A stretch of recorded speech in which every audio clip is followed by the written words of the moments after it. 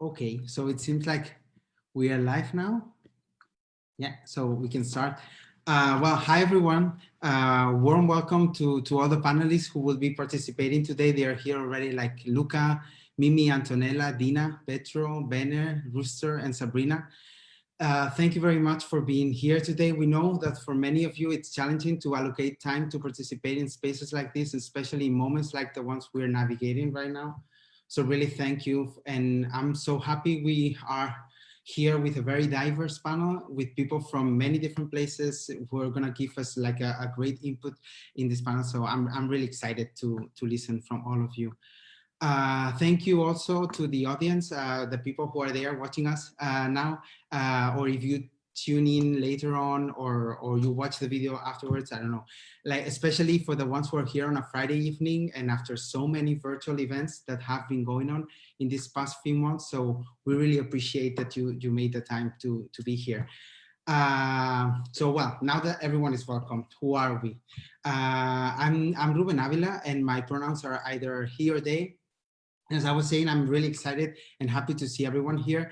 This is a topic that is really close to my heart because I started LGBTQI activism related to HIV and sex work, and I'm thrilled to have this conversation today here as part of ICLIO. I work in the policy and research team here at ICLIO, together with Mateo. Maybe you know him from the trans and youth panel, and also with the board members of the organization who are really engaged in our advocacy work, and especially Mari, Yuri, and Yana, and Mari is here today. So up until now, as you probably know, we focus our advocacy work on inclusive education, basically because we didn't have capacity to do much more. But many of you and many of our members have asked us to do so to kind of expand our policy and research work to other areas, and this is part of it. So thank you again, and I pass the floor to Mari now.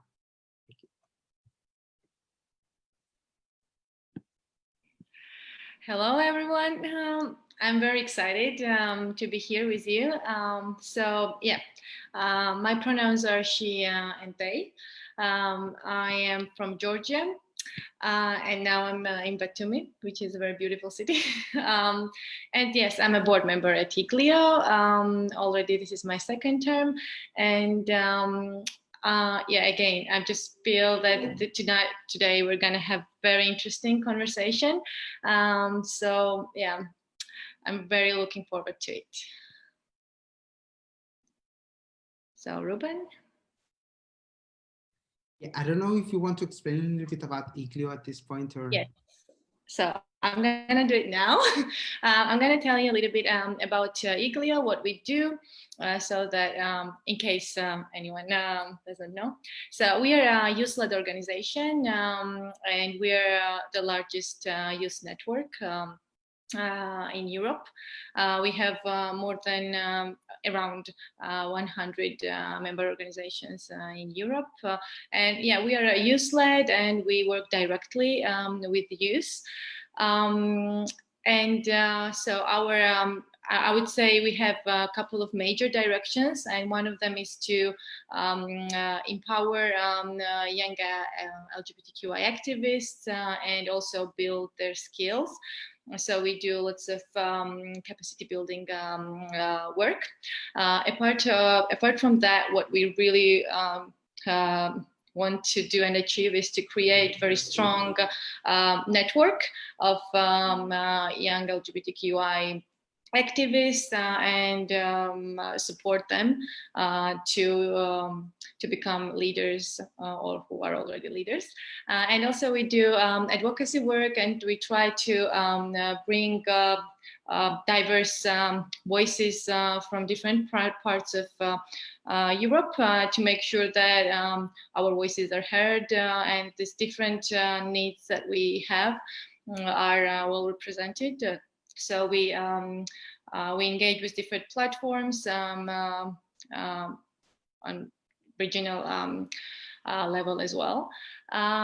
Yes, tonight, so this is our attempt to once again emphasize and talk about something that is very important for us, to highlight the need that we need to talk about sex work, sex workers' rights, and yeah.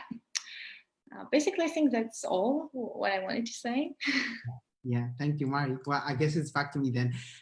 So as Mari was saying, I guess that the next point in the agenda now in this introduction is the why, right? Like, why did ICRSE and IGLIO kind of teamed up to create this space? And I don't want to take a lot of time here because the speakers that we're going to have, they're amazing, and probably they're going to explain much better and much in more detail why these conversations are needed. But we wanted to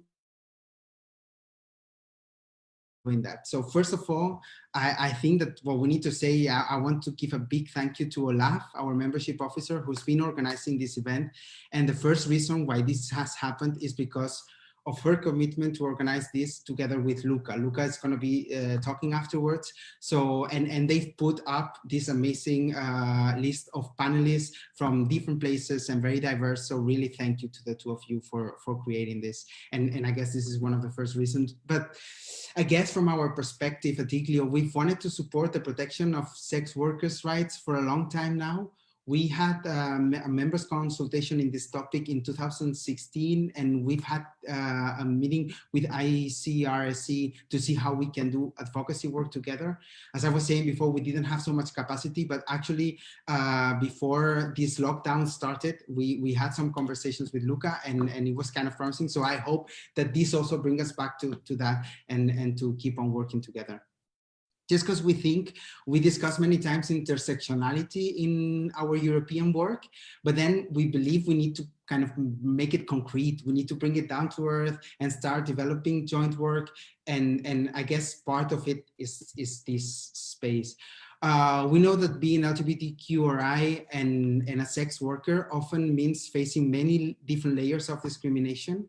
And as LGBTQI organizations, we also have some sort of, well, not some sort of, we have the responsibility of working to combat structural discrimination, to advocate for the inclusion of sex workers in our core work, and also to call for the criminalization of sex work. So I think this has been even more crucial in this period of time, because of the COVID and the lockdown, but also because of the backlash in the protection of the LGBTQI human rights that we've seen across Europe, and that affect much more sex workers. So I think that the European Sex Workers Network have done an incredible job in ringing the alarm about what's the situation like for sex workers. We know from the very beginning of this crisis, sex workers have reported extreme concerns with the impact of their living conditions, including the ability to earn a living and access to health. So for today, we just wanted to have this conversation and see what we can do together. We want to have a space, as I was saying, to hear from sex workers. We want to talk about topics like the criminalization and the stigma related to the nature of sex work. But also we want to learn how sex workers organizations have started to kind of self-organize and provide direct support to the community. So getting to know somehow and diving in all their practices of resistance. And most importantly for us, we want to discuss how we can work together on the protection of the rights of LGBTQI youth sex workers from now on, and how can other European networks help promoting that. So this is why, and I guess now it's also back to you, Mari, to talk about how we'll be doing it together today here. Thanks, Ruben. So now I would like to say a couple of words about our intention to create a safer space today at this panel. And I want you to ask really to practice active care for yourselves. And of course, you don't have to answer questions that you don't feel comfortable with. This is directly mostly towards panelists. And you don't have to give solutions to problems. Also, you should um, be aware that you need so that we realize that you can and we all can, and we should maybe sometimes remember that it's okay to be vulnerable and uncertain and unsure, and also not willing to answer or engage. So, and also let's all try to practice active care for each other, and just be generous and kind in our interpretations of each other's statements, and also to be generous and kind when we disagree with each other's statements. And also to trust each other's perspectives. We are from different parts, from different countries, and obviously we don't know the situation there, so it's important to believe each other. And also to remember that you don't have a duty and responsibility to correct another panelist. And also, let's try to practice active care for the audience. So in case we have some content that concerns topics such as suicide or sexual violence or other kind of violence, to use some kind of content warnings for the audience. I think that's what I wanted to say about our intention to create a safer space. Yeah, thank you, Mari. I think this is crucial, and I think we're going to be probably talking about very triggering stuff. So yeah, thank you for that. We're like, I guess now, and with this, we're going to conclude this introduction. We don't want to make it any longer, but we want to give you a little bit of the structure of how this panel is going to look like just so that you know what we're going to be doing. So first of all, we're going to start with an opening essay by Luca. Yeah, I'm going to introduce him right after this. Then we're going to have a first panel on how COVID has affected sex workers community. For that panel, it's going to be Mari and me moderating it. So I'm going to explain how it's going to work later on, but Mari is basically going to be there with you, with the audience, just like seeing what kind of questions you have and then read them back to me. And then I'm going to be leading the discussion here on the video. Then we're going to have a small break, a 10 minutes break. And after that, we're going to have a second panel to talk not only about how COVID has affected sex workers community, but also to go beyond COVID-19 and what we can do there. And this panel will be moderated by Luca and Mari. Again, Mari is going to be having the same role, and Luca is going to be interacting with the panelists by video. So you're going to see him.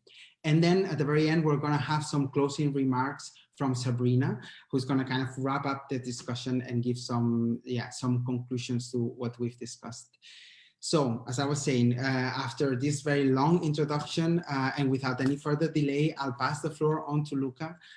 Luca Stevenson, if you still don't know him, he's a male sex worker and coordinator of ICRSE, the International Committee on the Rights of Sex Workers in Europe.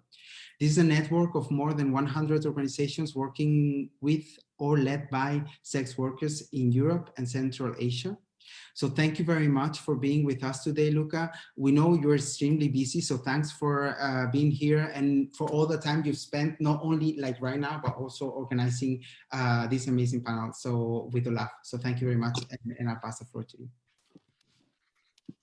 So hello, everyone. Thank you for having me, and thank you for having ICRSE and many of its members for this panel. It's actually our first live on Facebook, so we are very excited and very happy to do it with Iglio. So briefly about myself, I'm a sex worker, been a sex worker for many years. I started an organization in the UK called Sex Worker Open University, which is now called Sex Worker Advocacy and Resistance Movement.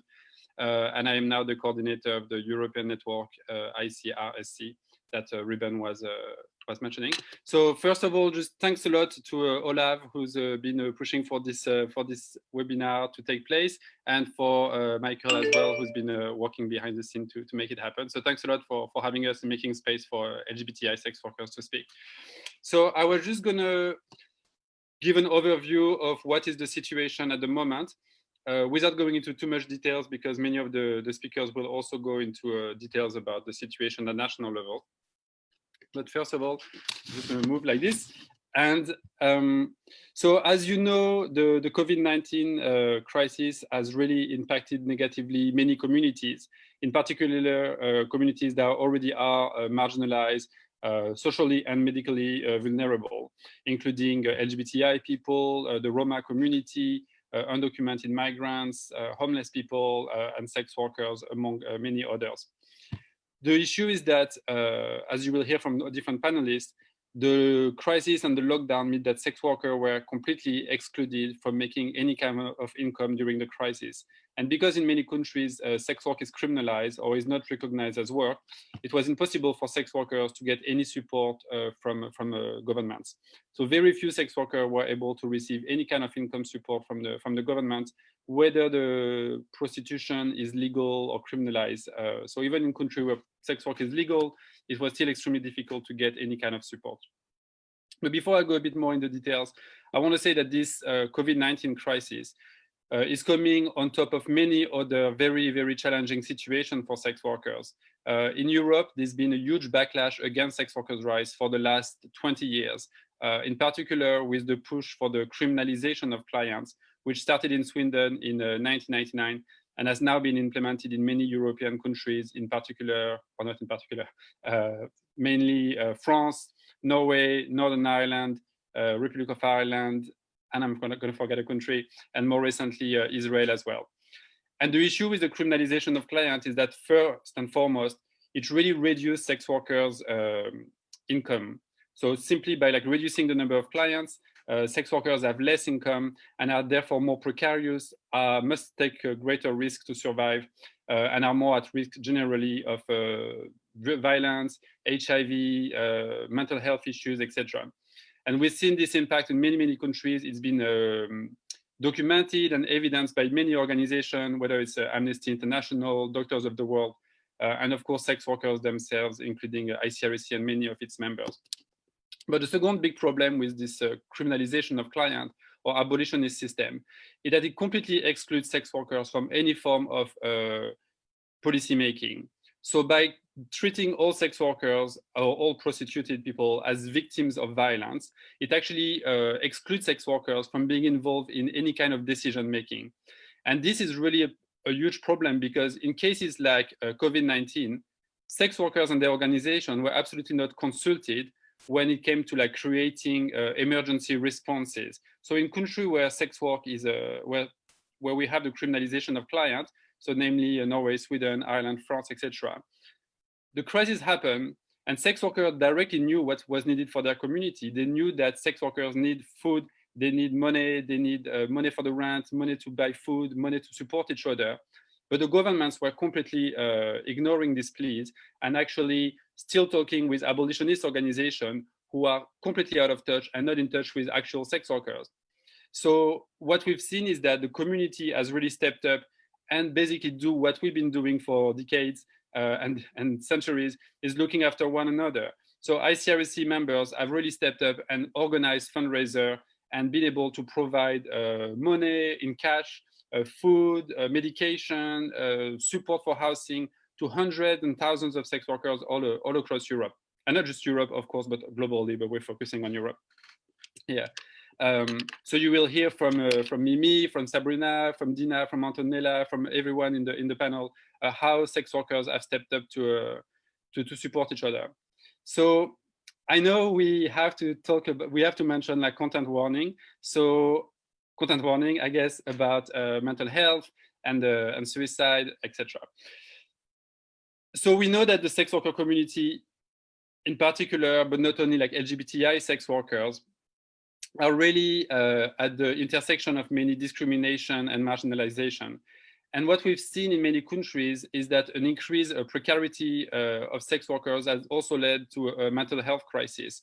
We've seen many of our colleagues and friends try to commit suicide or very sadly commit suicide.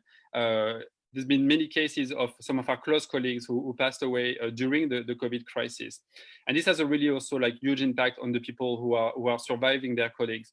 And we've also almost seen a kind of, how do you say, consequences of this mental health crisis on one another. So it's been a really, really tough time for sex workers. Just to give you an example, maybe you have seen, I think Iglio made a statement that in Georgia, a young trans sex worker set herself on fire in front of the government building to denounce the way trans sex workers or trans people in general were being completely excluded from any kind of support.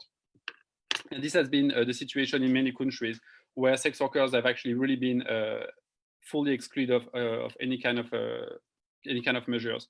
And even worse, what we've seen is that in some countries, abolitionists, so part of different movements, including sadly the feminist movement, who support the criminalization of client and the abolition of prostitution through the criminalization of client, actually attacking sex workers for supporting one another, denouncing fundraisers done by sex workers. So really making sex workers even more precarious and in even more like a difficult situation.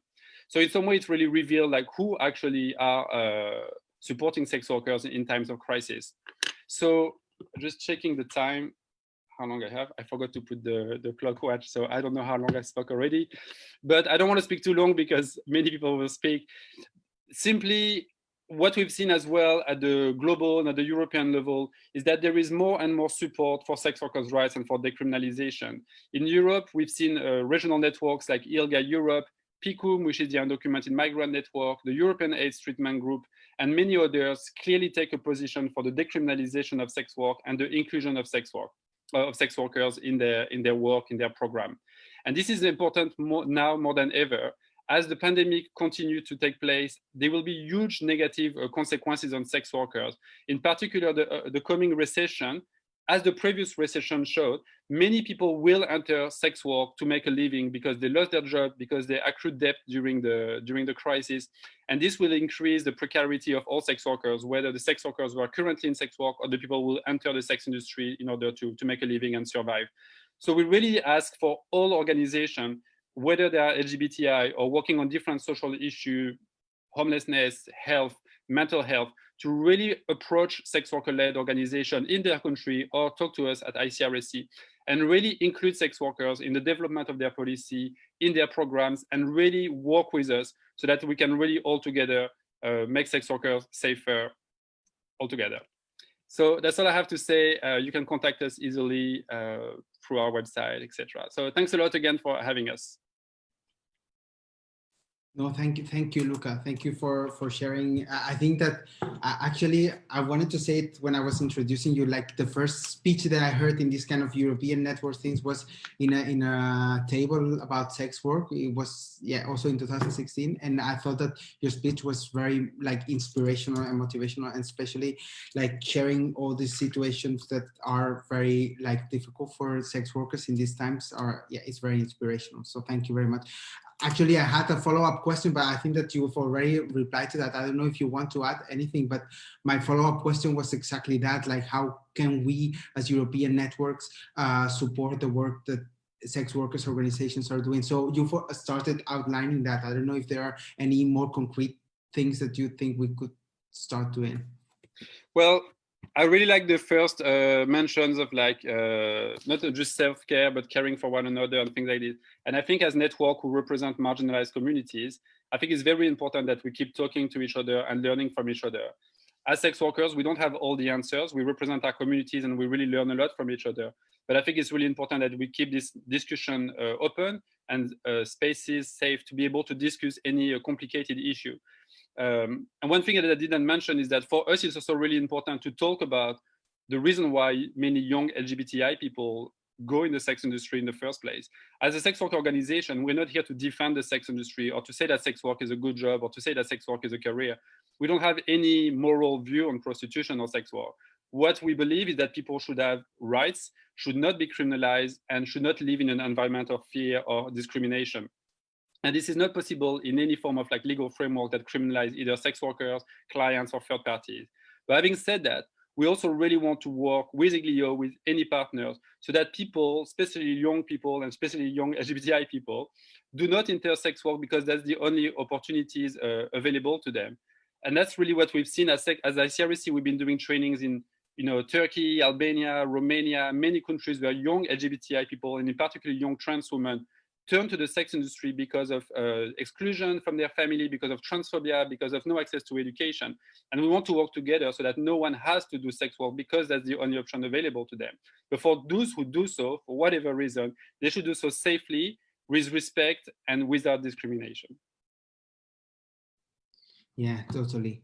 Yeah, well, thank you very much. I think this is super concrete, and actually I hope that well, we're gonna, like, for everyone else at home or watching this, we're gonna hear more from Luca later on, because Luca is gonna be moderating the second panel. But just to tell you, look, I hope that this is also like kind of a starting point for us keeping on working on this, and yeah, and developing further work on all of these issues. So thank you very much.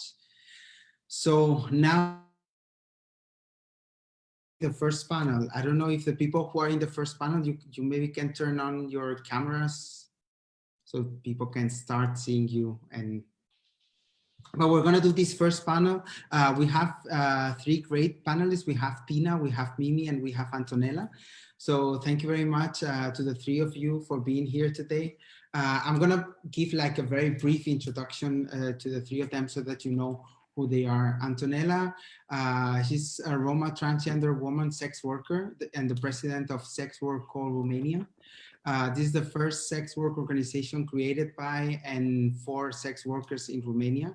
And it works as a support group and also to fight for sex workers' rights and against the stigma and marginalization. So hi, Antonella.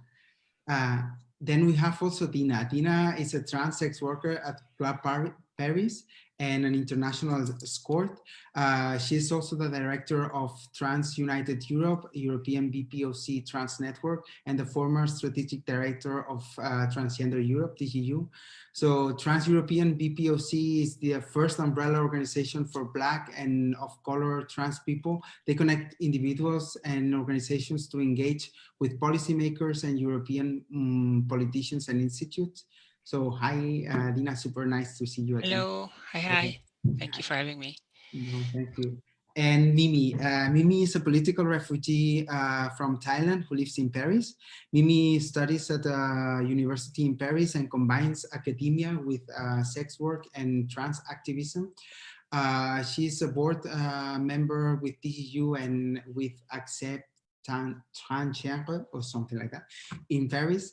Accept is a BPOC and sex worker-led trans French organization that does outreach in various aspects such as healthcare, HIV care, social care, migrants' rights and sports, as well as COVID fundraise response. So thank you, Mimi. Nice to see you again.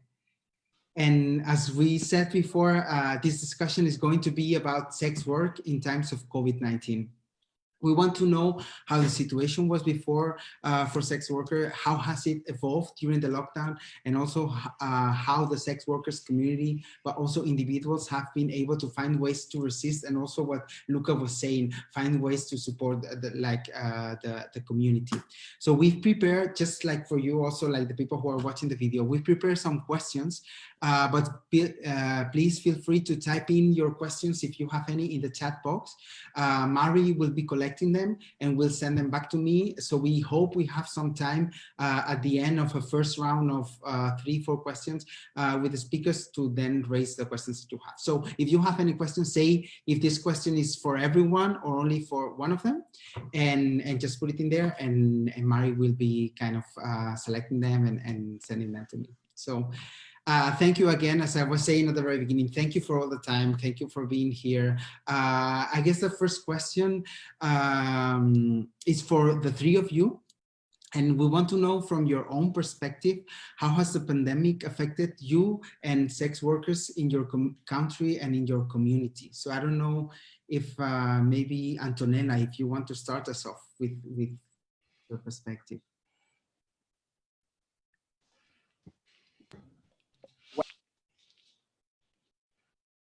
Oh, we can't hear you now. Yeah. I think you need to, yeah. Now do you hear me? Yeah, now perfect. Thank you. Okay. So not even before COVID-19 was the situation very beautiful for sex workers in Romania.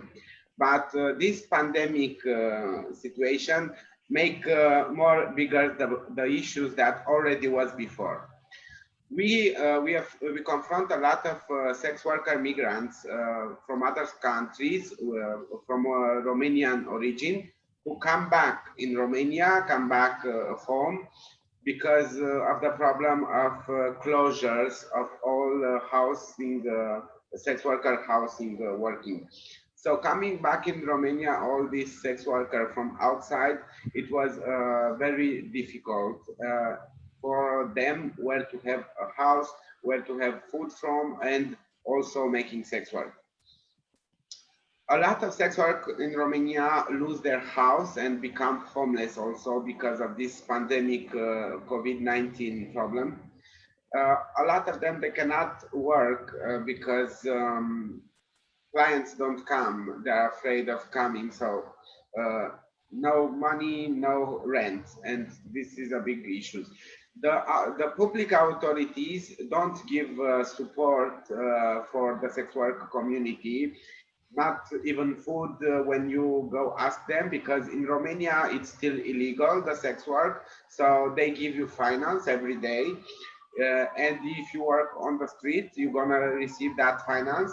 So you cannot go ask for help at the public authority, ask for food and for supporting in this pandemic crisis, because they will check you on a computer, and they will find you that you have a lot of finance from prostitution. So the stigma of prostitution, it will bring more stigma for public access for the public services from authorities. And we also have big problems in this pandemic crisis. We also have been attacked all transgender community by politicians, giving a law against all identity gender studies. So yes, it's very hard because being in pandemic, you cannot make a public protest because the law will not give you the opportunity. And a lot of more issues like um, the impossibility to make sex work when the pandemic crisis was the highest level. And of course, in the street, when the sex workers were making their job, the police come and giving twice finance, even because you are out in COVID period, and even for being making prostitution in the street. So yeah, it was very hard for us, and it's still hard for us because the law is not our part. Time is up. Yeah, we get it. Okay, thank you, Antonella. So Dina, like, can you share? I guess you share many of the same things that Antonella was sharing with us now, but could you tell us what your perspective is? Yes, I can. Yes, hi. So first of all, I work and live in Paris, but because of the COVID crisis, and it was coming into like my knowledge base, I just heard some things about what the situation would be for us in Paris. I moved back to the Netherlands, where I have my basis. And there I found immediately that the organization that I help and run, it's a trans BIPOC organization, Trans United Netherlands, and it's a sex worker-led organization. So that they had big issues because of the lockdown. So I mean, the Black and people of color, migrants, refugees, all those people that we that we always saw in our spaces, really had emergency messages, and that was amongst mostly food, housing, medication, and especially when I saw that coming to us, I got into the activism modus, and with another sex worker, actually, and organizations, we try to find a way to get fundraising by our own community for sex workers. And Trans United was there to provide money to the first precarious people that we knew in our community, the BIPOC sex workers, and especially what I saw that there were a lot of younger sex workers, students, people who went to school, who were in difficult situations because they didn't have really proper housing, because they were not living with their parents anymore due to this situation being trans. So we saw that at the first batch, that we really want to give out money for people who needed it to just buy food and medication. We also could help people to get HIV medication, which is vital, of course. And some people were stuck who were doing sex work from, for example, Paris or staying somewhere in the Netherlands and could not go back because the borders closed drastically, like from one moment to the other. So that was the first part where we saw like that tension, and after that we saw that the police and especially municipalities, they were really looking at ads and people who did sex work, who they knew they needed to sort of like policing and get more, let's say, people looking at what they were doing online, sending messages that they should not be doing sex work because it was forbidden. And then we saw as well a raise on violence, and it was really against Black people and trans people.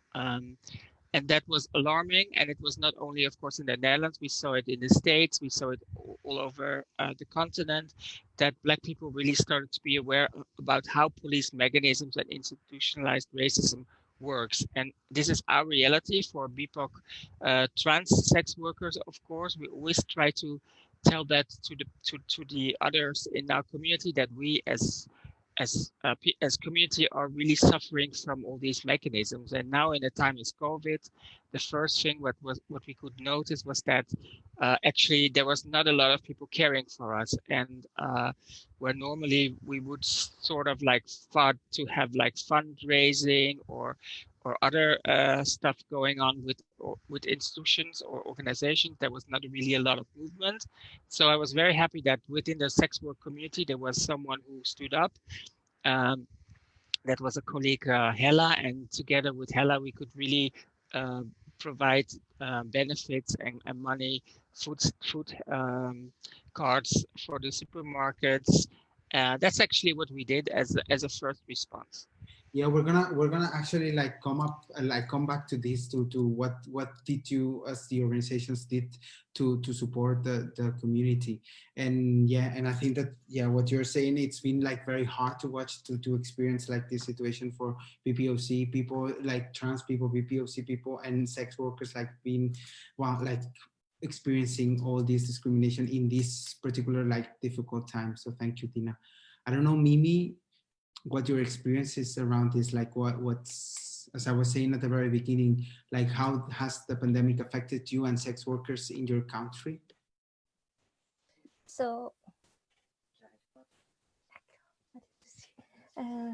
hello everyone. So I'm Mimi. So yeah, I am working with ICRSE.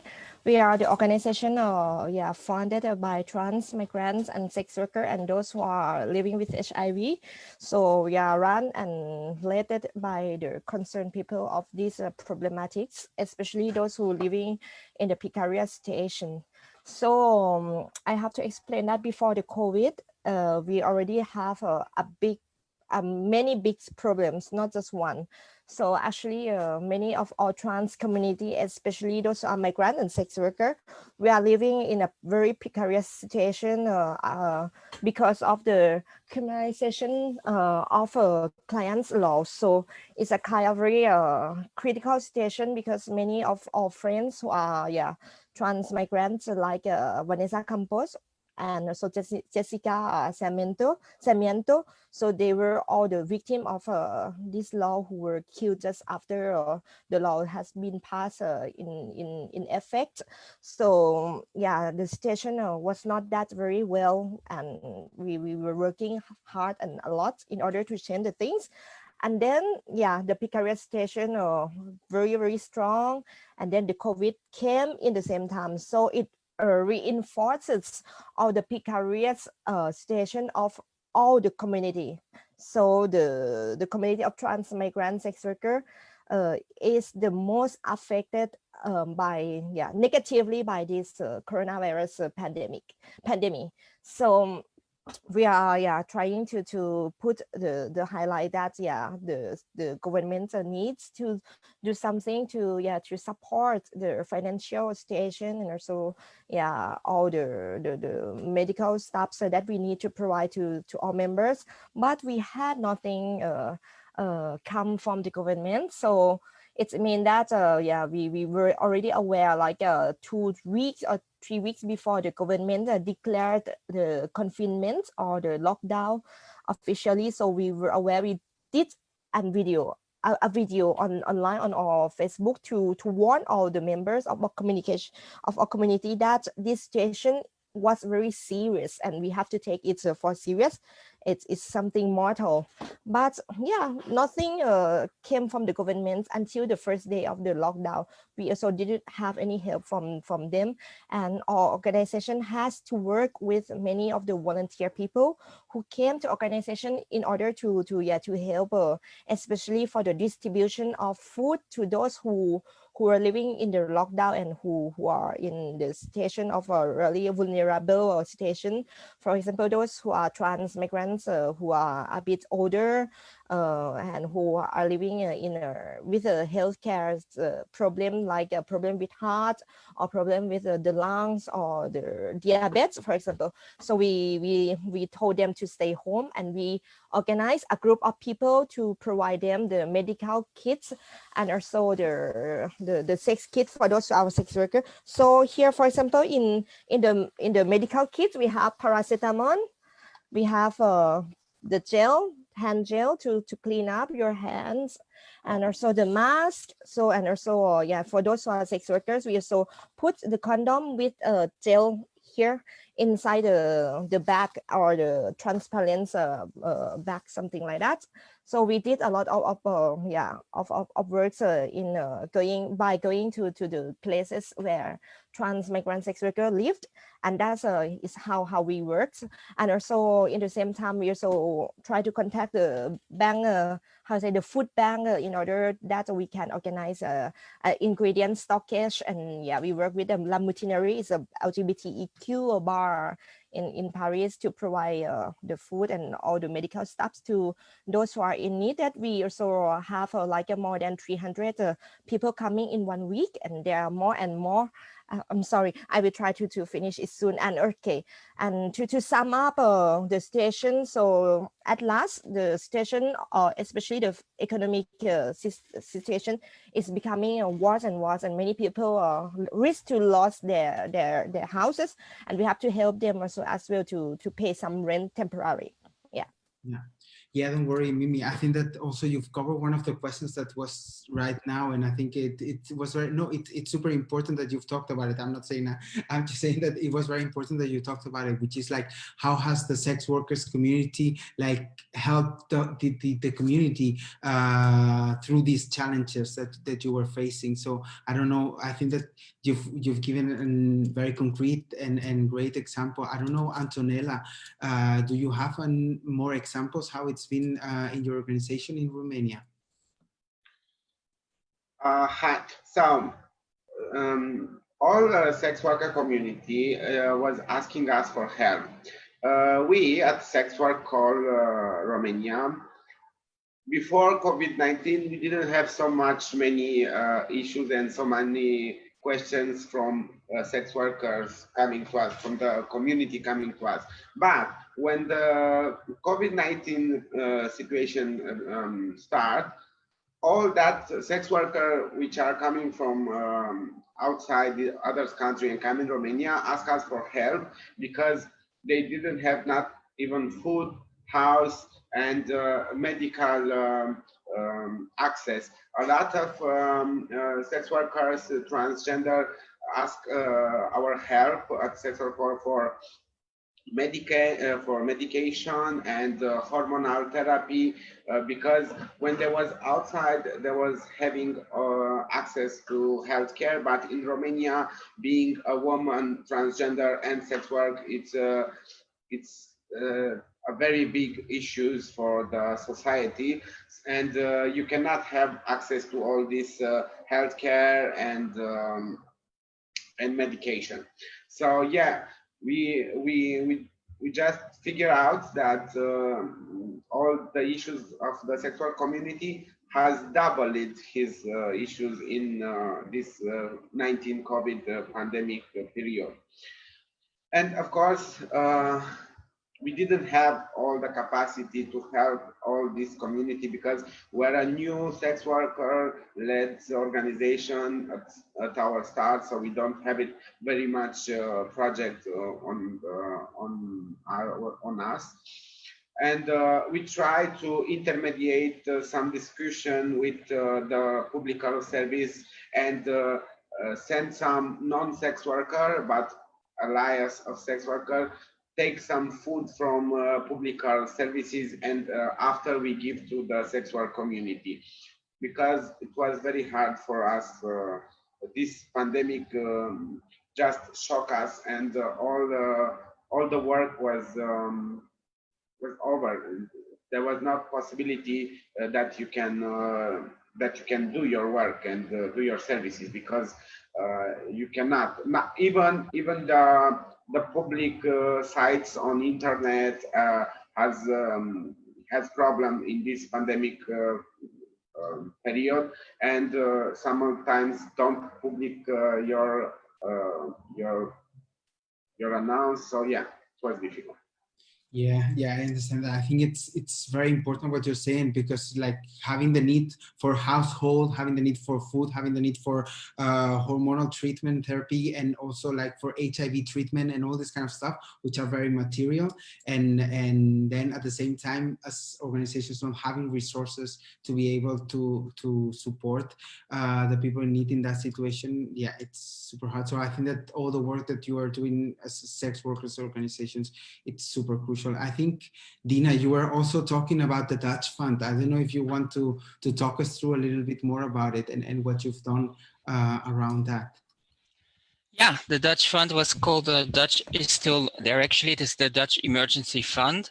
And what we did is it was pretty amazing by just a couple of sex workers and online awareness, like really make a campaign with a website. And the good thing was that we could work together with the HIV Foundation, the Netherlands.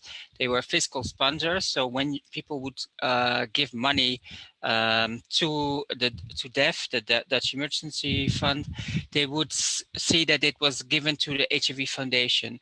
And that gave us a really sort of like a very great boost in how many people and how broad actually money was coming in. And it's always very hard to say, but if a sex worker organization, and especially a BIPOC sex worker organization, is not getting that easy access to certain amounts of money or help, it's mainly also to do with sort of liability and ideas that are around BIPOC people. So I mean, there you already have one of the large issues, of course, that are difficult for my community. But on the other hand, we were just very happy that the HIV Foundation was helping out, and that together we could get this money and then give it directly to people in need. And the trans community, the BIPOC trans community, could give it to their members, but also we were providing it and giving it to cis migrant sex workers, to gay migrant sex workers, to non-migrant sex workers. We could really provide help to a lot of people. And I think to me, what really was interesting to see how fast we as a community could actually as well start fundraising together with other let's say well-organized parties. And then the HIV Foundation in the Netherlands is a really good name and a very good, is very well established. And I think that was one of the key success factors, that we allied up with an organization that knew how to respond to a epidemic or a pandemic, because people living with HIV and their whole activism is built around a really big and terrible period, of course, where they really had to step up, fight against the governments, fight against the pharmaceutics, to get awareness around that it was not only their community that was suffering, but it was a larger issue. And I think that the help of organizations and people who have been in that activism really helps the LGBT community. Again, it comes from the LGBT community, but now it was the BIPOC trans sex workers and the sex workers were really helped out with gearing up with that knowledge. So I can give that as one of the things, maybe as well to the audience. If you want to start up dialogues about how to respond in such yeah, pandemics, and maybe with other waves that might be coming, how can you be already ready, and how can you respond? I think that is one of the things that I could give here in the panel. Yeah, thank you, Dina. And I think this is a great example. And again, like it's one of the work that you've been doing to put like this Dutch emergency fund and to support people in it and to like kind of raise the money for that. And as you were saying, like line up with the people who had the money who could actually do that. I think that that's been an amazing work from your side. So thank you very much. I don't know, Mimi, you were also talking about this before about the package that you were delivering and other measures that you did. I don't know if you want to share anything more on that? Yeah, so we are working similarly like TransUnited Europe has done because yeah, we are living in a same reality, BPOC, migrant, trans sex workers. So we face a lot of similar problem. For example, like people living with HIV have the problem because all the doctors who are working in the infectiology, so they went to help the people who are suffering COVID, and that's the problem of the how to say the lack of doctors who are working to prescribe the medicaments or yeah the retroviral medicaments to our friends who are living with HIV. So we need to do like a online of how to say like not the money crowdfunding but the medicament crowdfunding.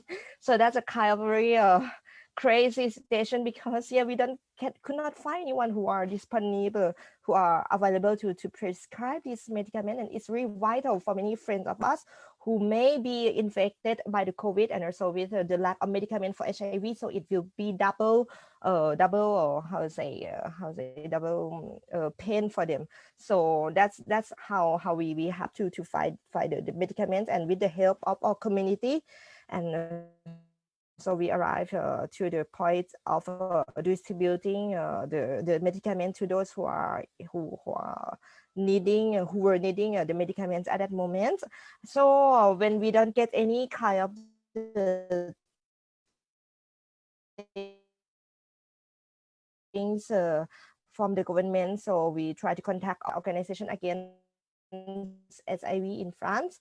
So we get also the how say the connection, internet connection is not stable, sorry. And also all the staffs we also do the crowdfunding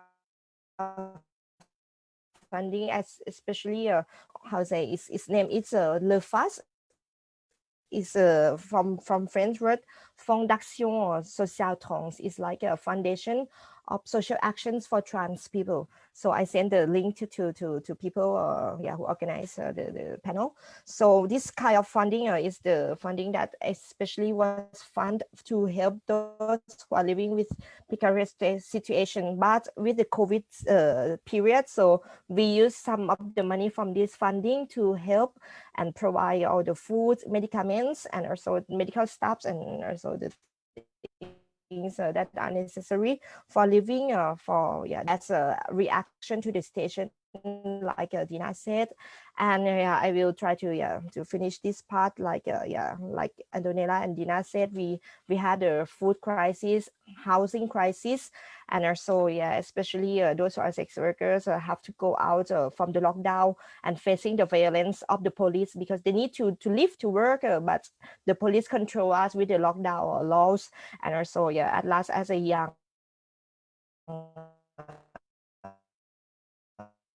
sex worker like me myself, so as a student we have nothing very terrible situation for us. Yeah. Mhm. Yeah, thank you, Mimi. Well, now we have, as I was saying, there's still like some time for. I think Mari's saying that there's still not so many questions, so you still have time if you want to like take this time and opportunity to ask anything to the speakers. Please do so. And while we receive any questions, I think that I have like the same question that I already raised to Luca before, which is, what can we do as European networks and also the European institutions to support your work and to protect the rights of sex workers?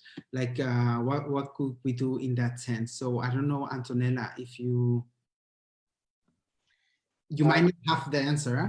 But it's just like, because we have this space and because we are here now, like, how can we work further on that together? Yeah, of course. The big issues and the more important, very important issues is that European organization and all European feminists must include sex workers for the important decision for us.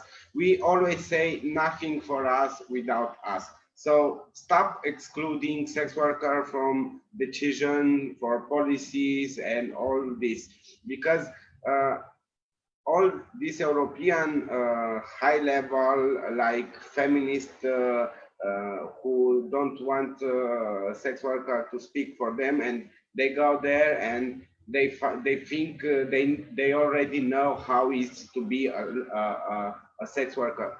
No, sweetheart, you don't know how it is to be a sex worker if you are not one of us. So stop making decision for me and for my sister, for my brothers, and just staying there with your privilege, getting a lot of money, and don't give nothing to sex worker, and don't find nothing solution, a good solution for sex work community, and give more protection for our sex work community. And first of all, of course, we ask public decriminalization, and we ask for all European organization, LGBT, human rights, Roma rights, minorities rights, ask with us for the decriminalization of sex work. Sex work is a work. Just put it in your mind and give all this message beyond your organization to the public society, that they should understand that being a sex worker is completely normal and it's a work. So just give us protection, ask for protection for community of sex work and equal rights. Yeah, thank you, Antonella. I think that this sentence that we've heard so many times, like nothing for us without us, or nothing about us without us, and still it doesn't feel like it sinks many times in many places, in many of these high levels you were saying institutions. So thank you very much. Mimi, I don't know if you want to share your views on that. Like how can European institutions and organizations support the work of sex workers organizations? Yeah, so I will do the presentation of this answer in two parts. The first one is for the short-term solution. First of all, we need money funding. As you know that many of us now we are living in a high debt. It means many many migrant sex workers are dying from being deported from the house. I mean that many risk to lose their houses. We need to pay and find a lot of money to pay for the rents of those who could not work during the 2-3 months. And also it's a big money. And also many organizations, especially like SIDAction, the HIV organization, that could not do the annual crowdfunding ceremony. So we are dependent by this organization, and they are very afraid that the next year or this year they could not give us more funding to help us, or they have to reduce the annual funding to organization for the coming years. That's a big system that is gonna be collapse soon if we could not have some of the funding from the institutions, especially from the European Union. So we need to have the contact, and that's for the short term, in order to keep all the actions that we have continue to help the lives of the many of our friends who are migrant sex workers to be better.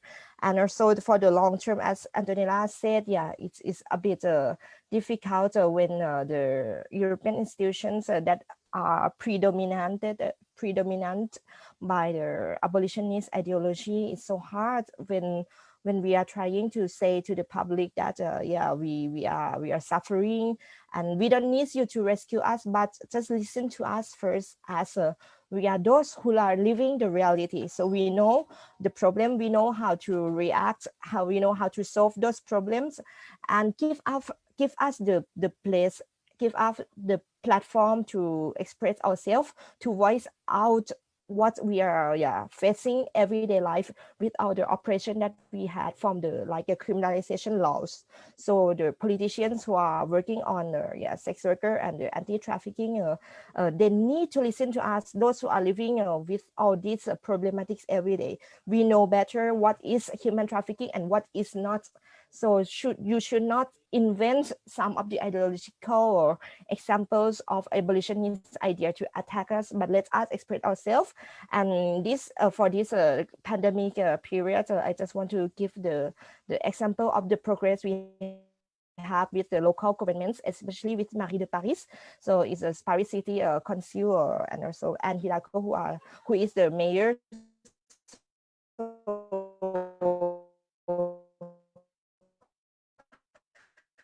They gave us for 4,500 and no,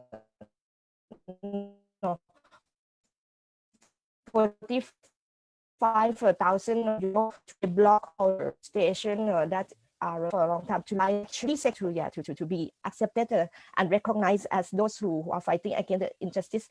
And we are so pleased and happy to know that the local government becomes to be more to be more comprehensible of our stations.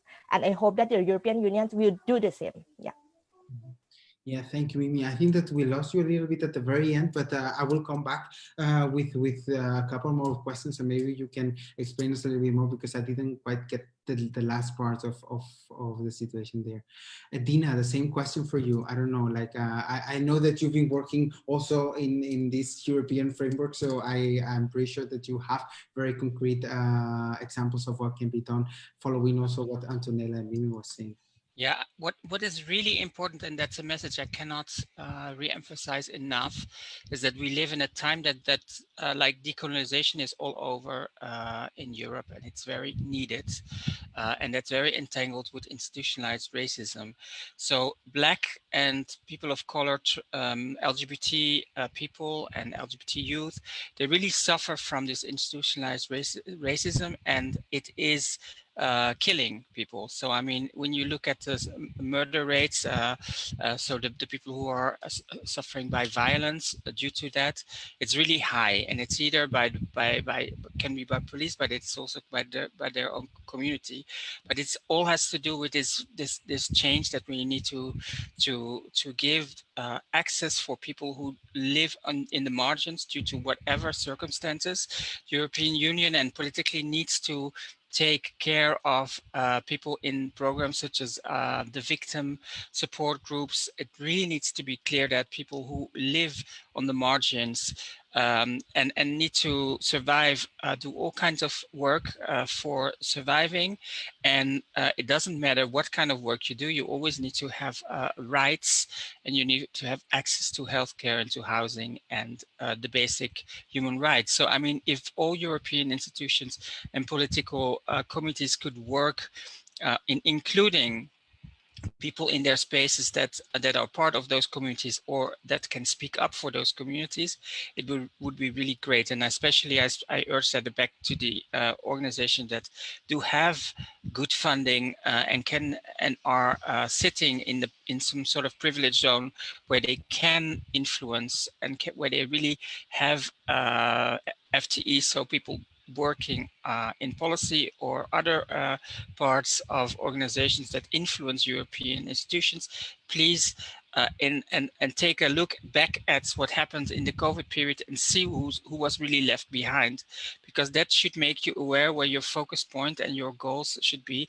as organization to strive and to really bring the message, don't leave anyone behind in our community, to make it valid.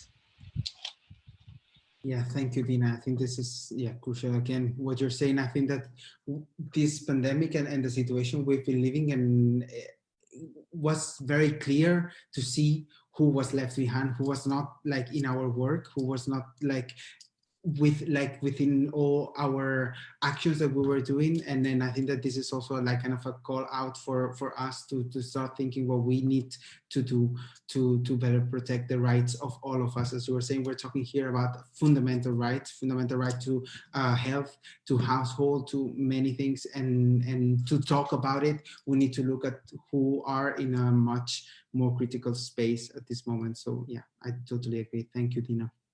Now we have two questions from the audience. They are not addressed to anyone, so I guess like any of you can reply to those questions. I would say even Luca, I don't know if you're over there, but if you want to also like jump into any of these questions, because maybe you also have like something to say there. So just feel free. Like I'm gonna raise two of them. The first one is from Keenan, and they're asking if you have seen any local responses from governments that did good things engaging with sex workers during the pandemic, and if there are any kind of good practice models in that sense. I don't know if any of you have that.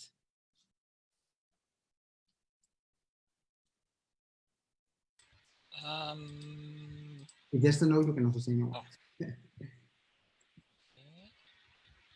Yes.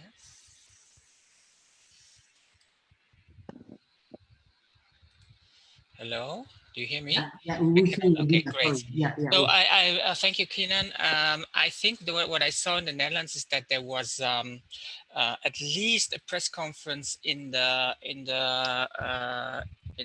Hague, which was organized by sex workers to plea for opening up on the same level as, for example, massages, physiotherapists, and this kind of where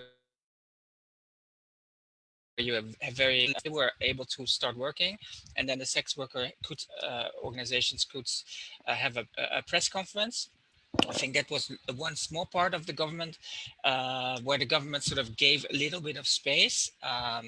And at the end, I think the cry from the community has been heard. And as per the 1st of July in the Netherlands, sex work is again okay to do.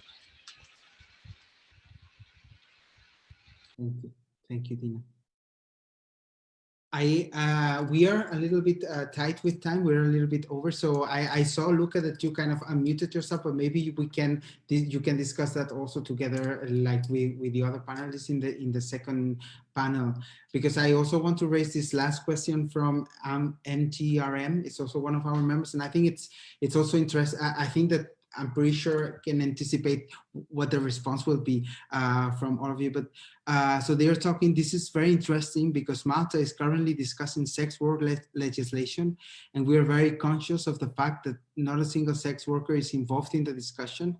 However, they say it has proven very difficult to get in touch and get input from sex workers. So how do you suggest that we can get in touch with the community and bring them into this discussion? I guess you have some experiences, and I see both Luca and Antonella there. So I don't know if you want to share, Luca. Yes, very briefly, we are very excited by Malta law reform. ICRSE submitted a response to the consultation that was endorsed by ILGA Europe and PICUM, the Undocumented Migrant Network, also in favor of decriminalization.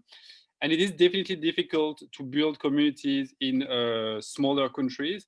And having been to Malta with different activists and for Malta Pride and a workshop there on sex work, it is quite small and everybody knows each other. So because sex work is so stigmatized and criminalized, it's quite difficult for people to be out and be involved in like this type of discussion. With ICRSE, we're happy to discuss with you and other like activists in Malta to develop either like a survey, reach out to different sex workers through different platforms, etc. And I think with Malta, the situation is that many people go to Malta to work for several months and then leave, like a migrant sex worker. So it might be harder to reach, but I don't think it's impossible. But we're happy to support your organization and others to get more input from LGBTI and all sex workers there. Thank you, Luca. Antonella, I know that you also wanted to say something around this.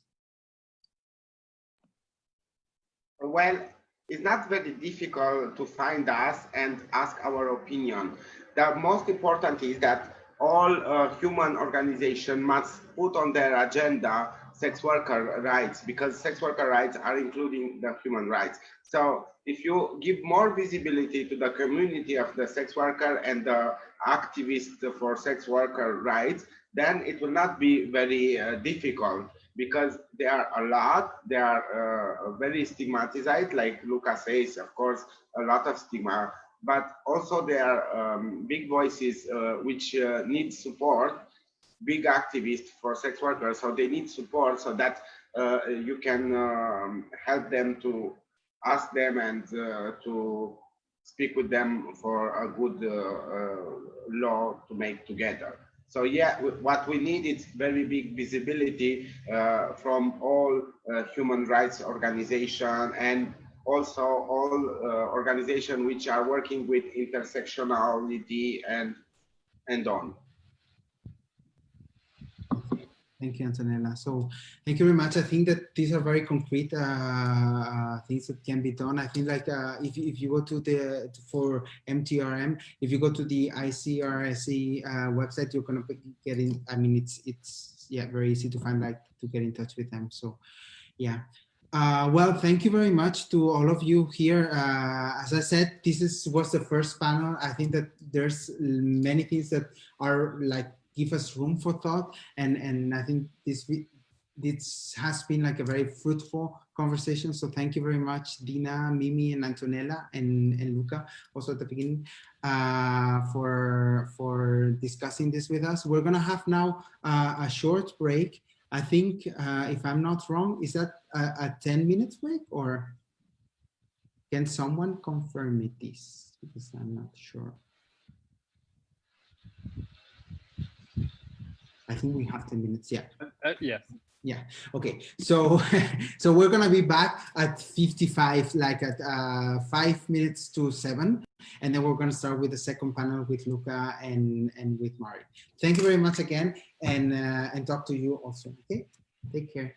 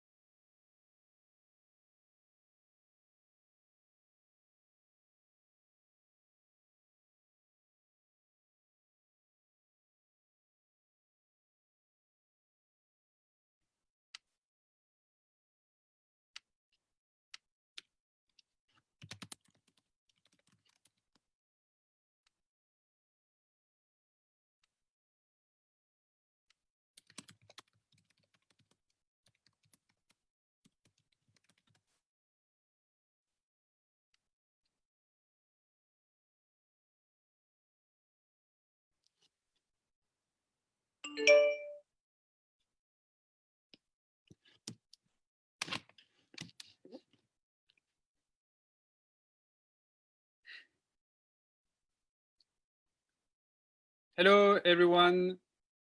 We are now in the second part of the panel webinar on LGBTQI sex workers' perspective on the pandemic. I don't know if all my speakers, participants are here. So it's the first time I do this Facebook Live. It's very exciting. I think you should be able to see the participants or not yet. Maybe not. Yes. I was feeling lonely there.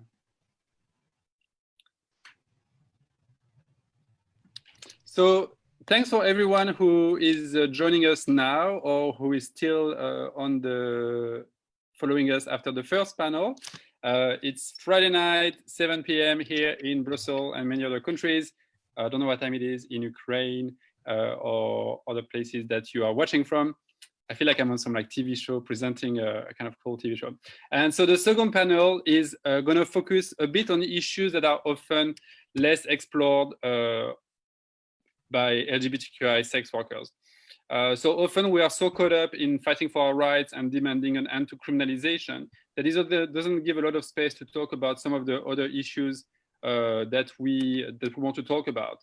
And some of the topics we want to explore is the fact that many sex workers now work online, and there are many risks and also opportunities associated with the online sex work.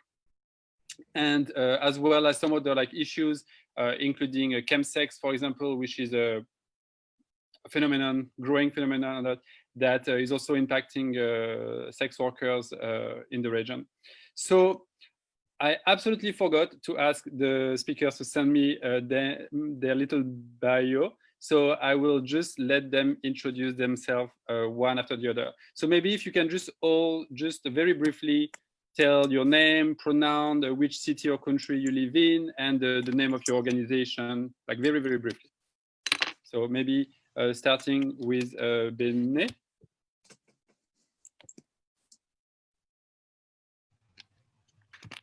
Well, yeah, my name is Bene. I use she pronouns. I come from Query here in Norway. Yeah. That was Thank you. I don't know if the sound was people could hear properly, or it was cut. It was quite cut for me. But let's see for this technical issue. And then Pedro, if you want to introduce yourself. Hi, I'm Petro from Ukraine. I'm former sex worker. I work for 100% Life. It's a huge patient Ukrainian organization which support to HIV positive people and people living with tuberculosis. And I'm a leader of male sex workers initiative group. So that's briefly information about me.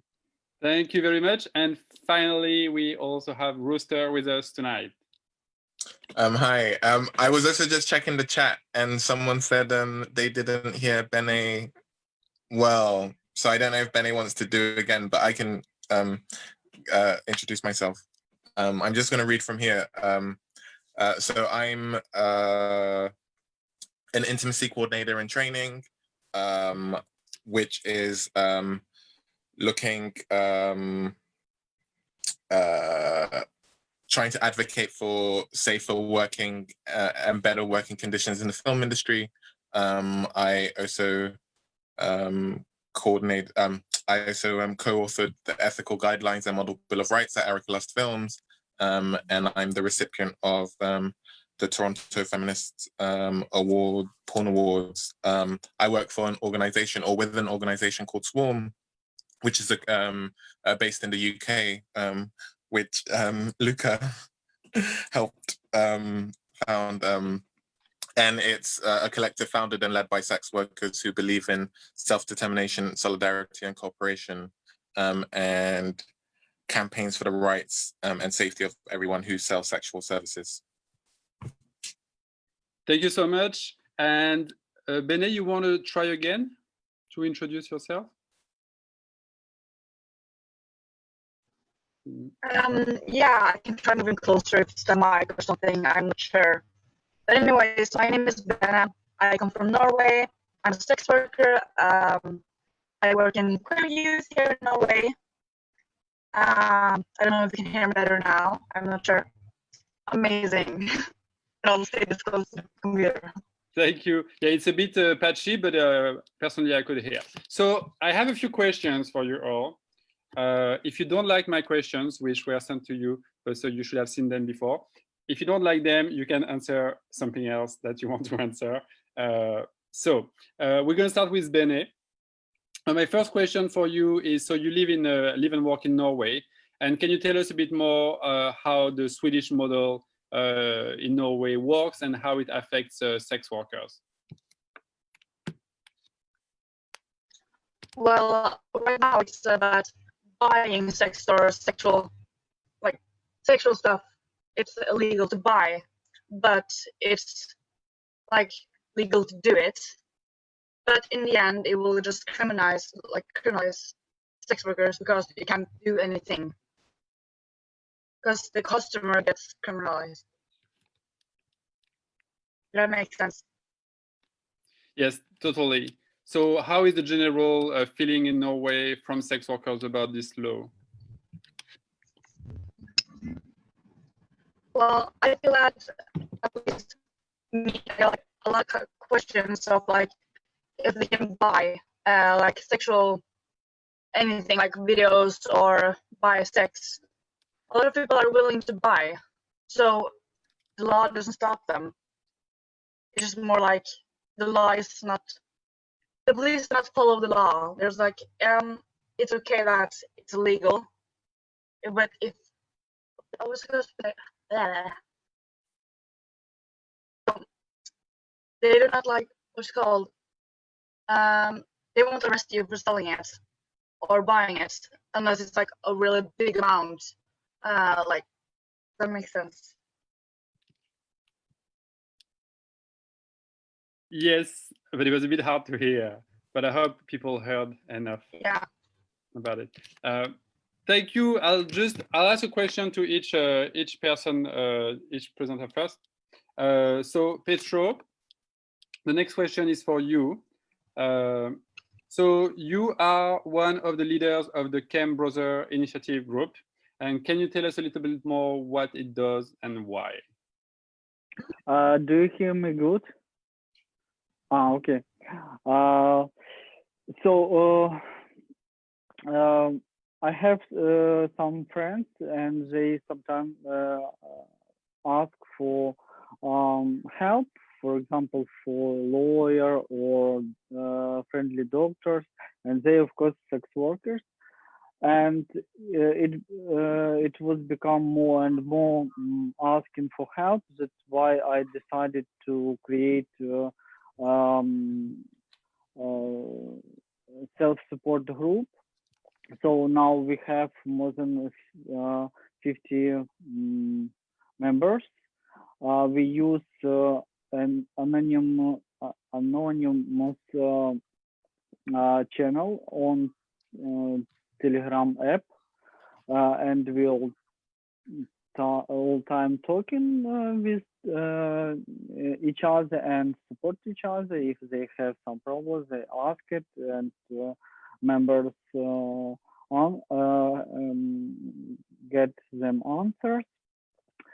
But COVID was very changed us, and we had a lot of problems. Some members didn't have food. They lost their homes, and we start looking for funds for supporting them.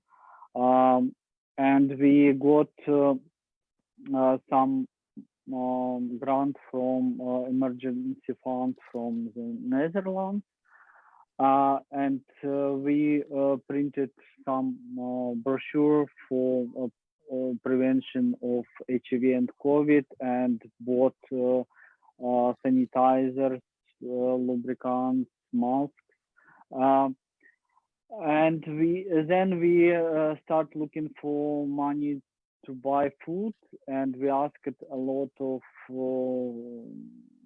funds, but it was difficult, and they proposed only prevention materials, but not food. We was very shocked, and some members got some money and they support to another members who didn't have food.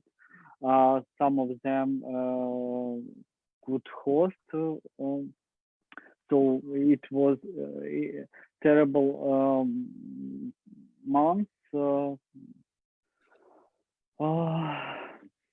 and still some problems, of course, with food, because all our money is finished, and some of our members still need food.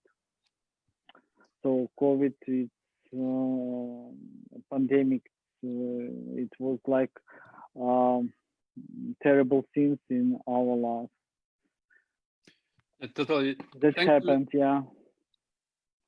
Thank you. But we still unite to each other, and as we can, we support to each other. Thanks a lot. Yes, I think that's really shocking that, clearly what sex workers need during the pandemic is money, and it is possible to give money to sex workers, and it's been possible for any government to just simply do that, although they've been able to do it for other workers. So my next question was for Rooster. And actually we've seen, I don't know, usually with like this media focus on sex work, and the media was very interested that lots of sex workers turned to online platform to survive during the pandemic. So there was lots of articles about sex workers doing webcam or going on online OnlyFans platform, etc. So Rooster, I was wondering, as you are also a porn performer, if you do engage with these different tools like a webcam and OnlyFans, etc., and how do they treat people who produce porn content? So I think platforms like OnlyFans and Pornhub have been like really great platforms for not just porn performers, but for also other kind of sex workers who maybe did street-based sex work or escorting or other kind of like types of sex work to have to diversify their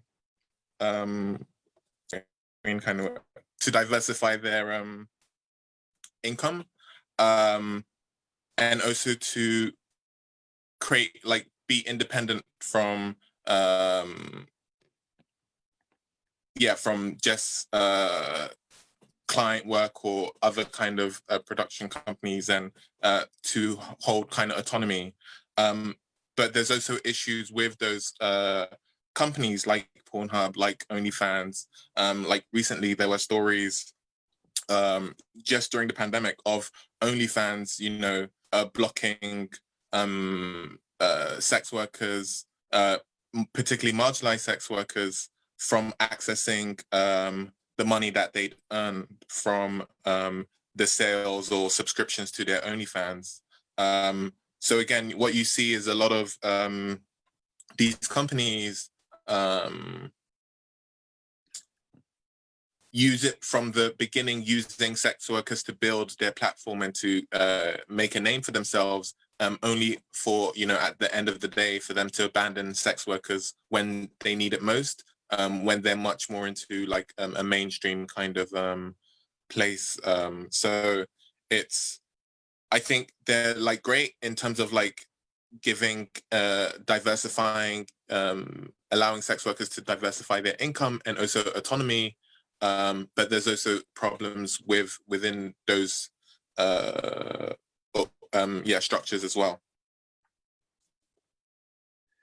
Yes, thanks a lot. I think it's really interesting. I mean, everybody who is a sex worker activist notices like there's such a huge hypocrisy between like these different distinction of sex work. You know, like some sex work is criminalized and illegal and is wrong, but then the porn industry is legal and there's almost like, especially like in the queer community, some kind of like fetishization of people who work in the porn industry. So it's interesting. And I was actually seeing an article recently in Ukraine that there was a raid from the police in a webcam place in Ukraine where the webcammers are working there legally. They have contracts and they are quite exploited. I think they take only 30% of their income, but still like the Ukrainian police went and raided the place and took away this income from the women that were working there. So to keep on the topic, I think Benne, if you are comfortable talking about this topic, when we met, you were mentioning about your experience with online sex work and the porn industry. Do you want to, and some of the issues you had with it? Do you want to talk a bit about it? I think you're on mute. I can try, depends on how my mic and computer will work. But I'll do my best. The most of the problems I had was, first of all, how getting the money into your account from like Pornhub or OnlyFans. OnlyFans is easier.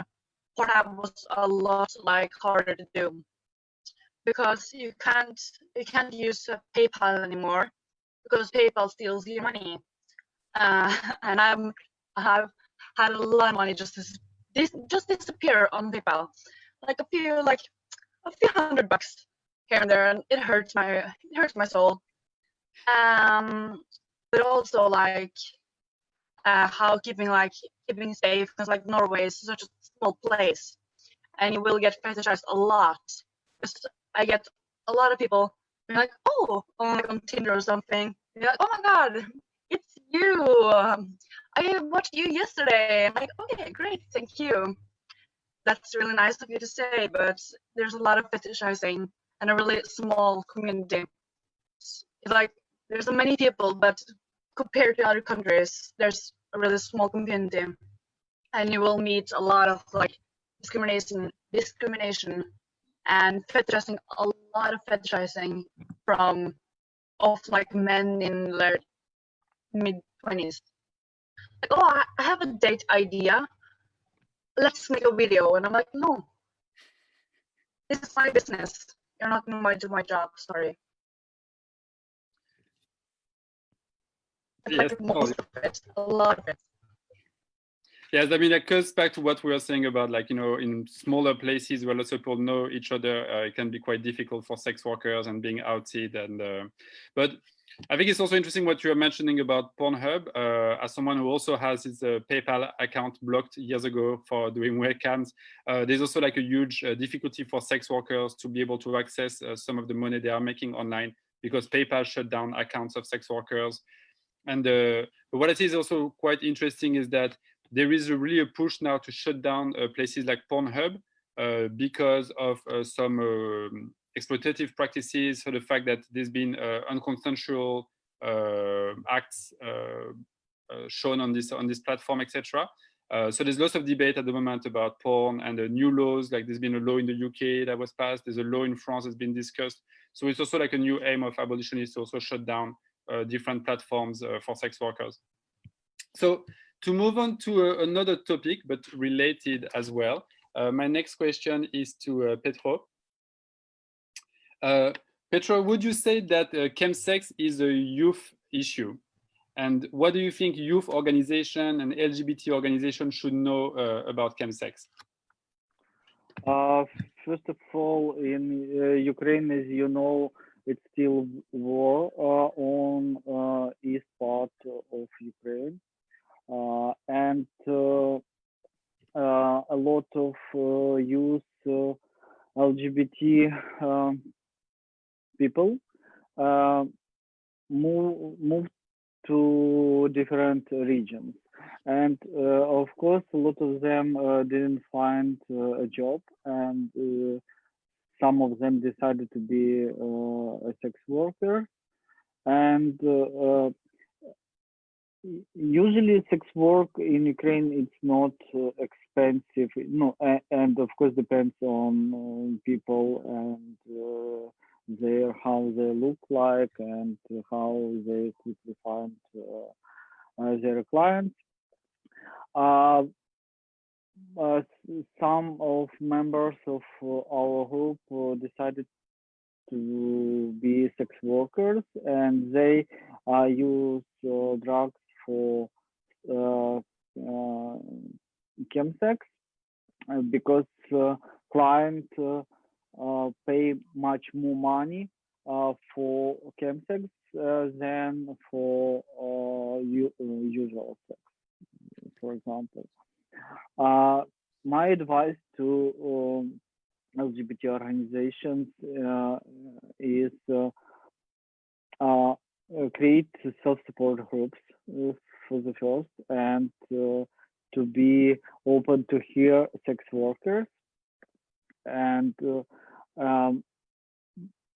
would be better if they have test kits on quality of drugs, because there are a lot of overdoses among sex workers in Ukraine, and it's a huge problem because we don't have in Ukraine now test kits on drugs. And of course, it's illegally. If sex workers have drugs and they and police catch them, it's a huge it will be a huge problem for them, and they would become to prison. That's why most sex workers don't open their face and very afraid to catch by police.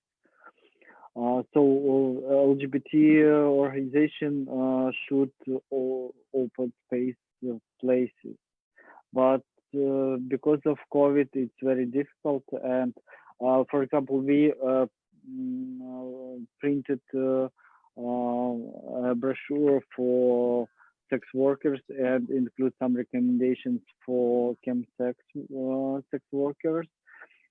And I would thanks to HP LGBT organization, and they very support us and all time help us.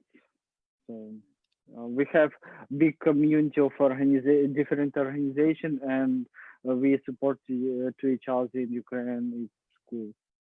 Yes, thanks a lot, and it's great that there's more focus on this issue as well, and more generally about the intersection with people who use drugs and sex work. We know there is an overlap, and chemsex is one of these areas as well. I think one of the issue as well is that there should really be safe and confidential places for people who are engaging in both chemsex and sex work to talk, and especially about issues related to sexual assault and consent and boundaries, which can really be blurred as well when there's both sex work, money, and drugs involved. So and very most important to have a network of friendly doctors, because our members very afraid to ask help any doctors. So we have some friendly doctors, and they support them. For example, due to quarantine, some of our members have got syphilis, and they need a treatment. So we was looking for doctors, and we paid for taxi because public transport didn't work. So it was a huge problem. I'll pass the mic now to the. Okay. I know we're moving from like different topics. I'm trying to like relate them all together. This one is back to Rooster, and this might be a quite large question. So if you want to talk about something else, we can You can talk. I know. So the question I had for you was that how do you think the future of porn will evolve? And how is your opinion on that evolution? But if this question is a bit too, space, future and all, we can also talk about the issue of consent in porn, because I know you've been campaigning on the issue as well. So you got two options. Okay, I think I can speak a little bit on this, but it's also open up to everyone, and I'm also happy to speak on also consent and stuff. I think the future of porn, like, as we've just even seen with, the lockdowns and quarantines that's been in place, that, and also with technology evolving, the way porn has moved from first in the cinema room, cinema screenings and stuff like that, into the home with tape, and now onto online. And now that a lot of people have access, people who might strictly not call themselves sex workers or performers or whatever, maybe just amateur film, performers or content creators, is given access with iPhones and smartphones and all of these kind of things. It's given people access to creating content on the fly. I could just make content right now if I wanted.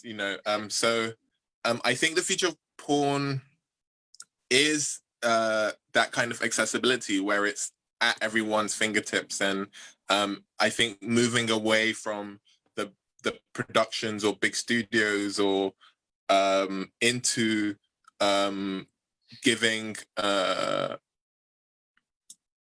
individuals the kind of space to kind of create their own kind of content or what they want. I don't know how that's going to be filtered out. Like, you still have, I guess, big tube sites and stuff like that, or big kind of content platforms to, disseminate and from all the kind of a masses of choice that's available. But I think it's going to be moving into a lot of people who might not consider themselves traditionally sex workers creating content. And I think that opens up a load of other questions and that's why it's even maybe more important why decriminalizing sex work is so important. Because now, the lines becomes blurred between, who is like a sex worker and everyone who's just kind of making, or who's a sex worker and it's like their sole kind of income, versus like people who just do it for fun or just for like a side hustle or for just like amateur kind of way. Thank you. Yes, I thought it was quite ironic that I heard from somebody, because I swear I wasn't on Grindr at all during the pandemic, that now on Grindr you have these chat rooms, and one of these chat rooms is like, who is your best or who is your favorite OnlyFans during the pandemic? But it's the same Grindr that bans sex workers and escorts, because it's breaking their policies. So at the same time, they are like profiting from this OnlyFans and then like banning actual like escorts and rent boys and all. So yes, the hypocrisy continues. My next question is for Bene.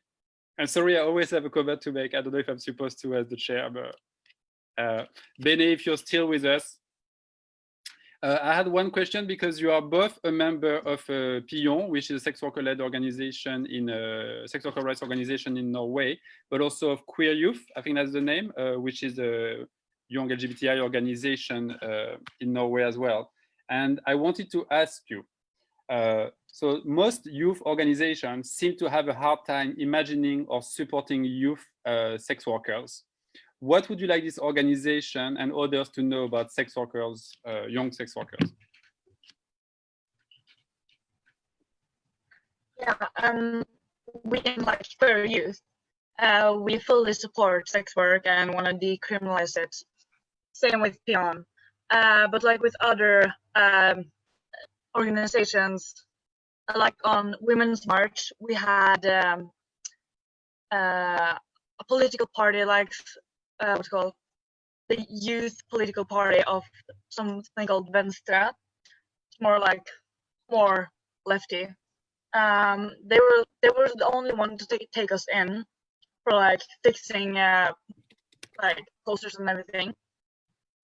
But else, it's a lot of people that they can say, like, what's it called? As a person, they can say support it, but as an organization, they won't. Even though maybe almost everyone, almost everyone support it except like a few people. So there's a lot of people that won't call it a real job because in their head it's wrong.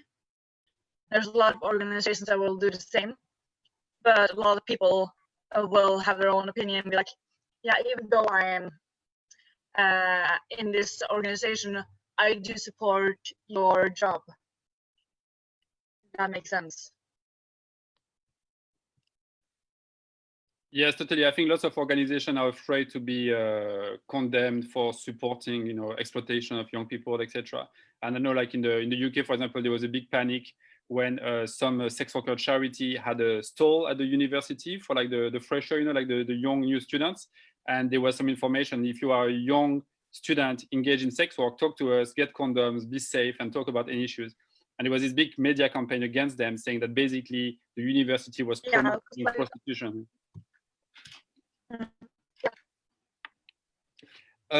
So I'm also looking at the time, and it's almost 7:30, but I'm checking on our chat room if we have a bit more time.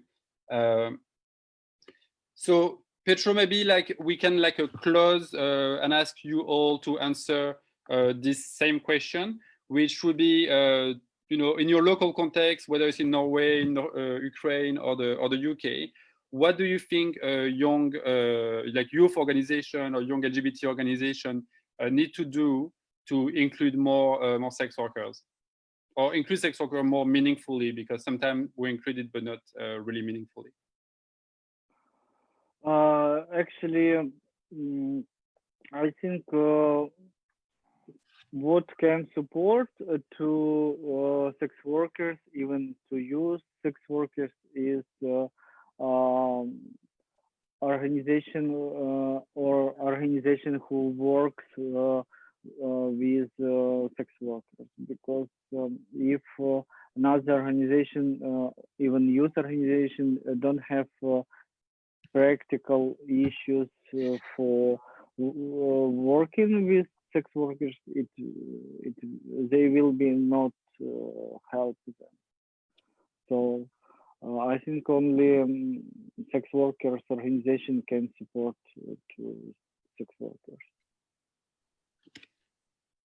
Thank you, and I guess the order is mixed now, but Bene, if you want to tell us, and then I'll ask Rooster after.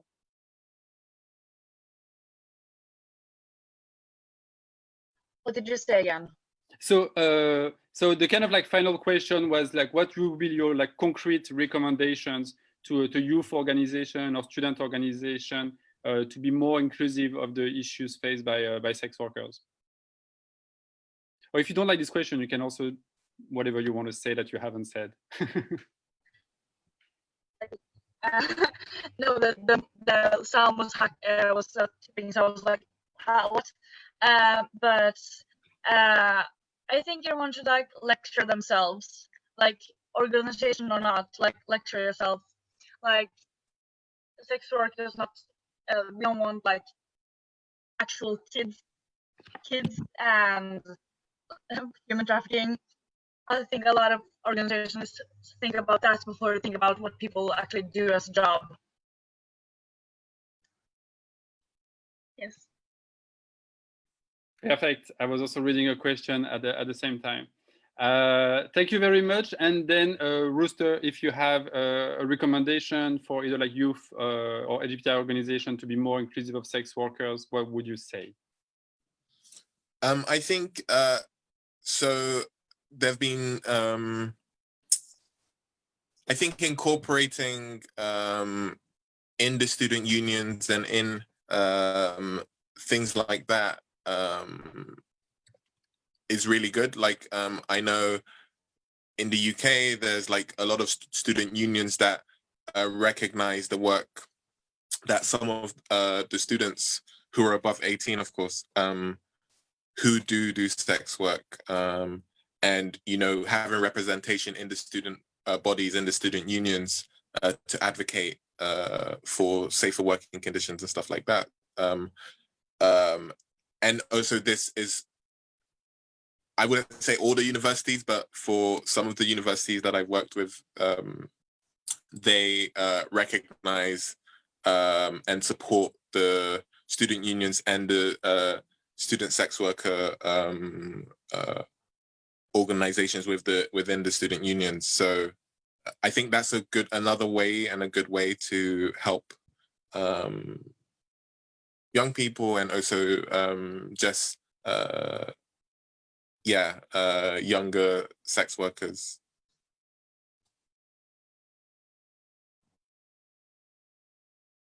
Oh, hello. So thank you very much, everyone. I think it was very interesting, and it was going into quite a few different directions, and there's lots of topics we haven't explored.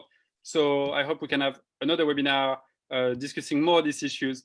And so to close, I'm sorry we don't have time to take a question, but because we still have the amazing Sabrina Sanchez, who is going to do the closing remarks. And Sabrina, I'm going to read her bio, is a Mexican trans woman, communications graduate with 14 years living in Spain, and independent sex worker. She is currently the communication officer for OTRAS, the first sex worker-led trade union in Spain, and co-convener of the board of ICRSE. So Sabrina, who's basically my boss, has the final word, and she's really an amazing activist. And I leave the floor to you to give your final comments and recommendations and all. Thanks a lot, everyone. Thank you very much, Luca, for that amazing intro. I will talk to the board about the salary next time. Don't worry.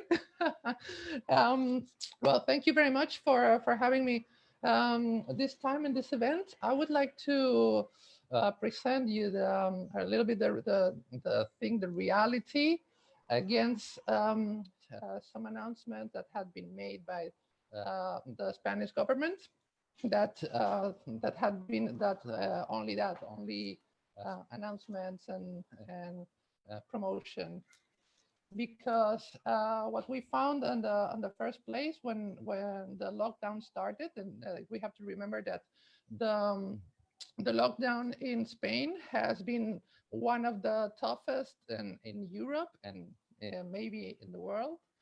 So that made that everything had shut down. So there was no work.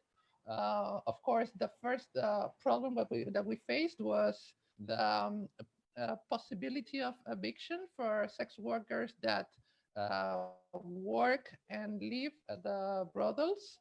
But because, of course, brothels they work in Spain under the license of hotels. So in order that they work, sex workers are considered guests of the hotel, so they have to pay around 90 euros every day for the right of having a room and the right of going to the salon. So with this situation, so some brothel owners were shutting down and were kicking everyone out. They want to say like, go away, and it's your problem. That it's connected with Antonella was talking before. Many of sex workers that from Romanian origin, from other Eastern European countries, they turned back to their homes, but many of them, other of them, mostly Latin American sex workers, migrant sex workers with undocumented migrants, had no possibility to go back. So we tried to bargain with some brothel owners. Fortunately, the order from the government, they were prohibiting evictions during the state of alarm that just finished last week. and well, that was the first problem. So we many other sex worker collectives, OTRAS, APROSEX, the collective from Sevilla, Afemtras from Madrid, Nomadas from Valencia, we gathered together and we organized crowdfunding because the first goal was to at least to give the colleagues something in cash, some money in order that they can pay those rents, because some brothel owners accepted to keep the sex workers there in the hotel, but charging them 30 euros instead of 90 because they say they had to cover costs, etc. So that went on during almost a month. We were able to gather together in the crowdfunding campaign around 32,000 euros in total. So we really was everything with the solidarity of the people. We were lacking of support from, for example, the gay, white, cis associations that they have plenty of resources, and not even 10 euros were given for a crowdfunding, not as an organization and not as in a personal way from their representatives, from the most visible representatives. So we were abandoned once again. What we articulated, our strengths and our alliances are usually with migrants, Black people of color, street sellers from Africa. So we organized that network of migrant caring, and we were able to provide food. So the network gathered the food from the food banks and then distributed to the different groups like the sellers or uh, um, the housekeeping employees or sex workers. So they were supporting like all those four groups in the city of Barcelona, and those efforts sometimes were replicated in any other cities locally as well.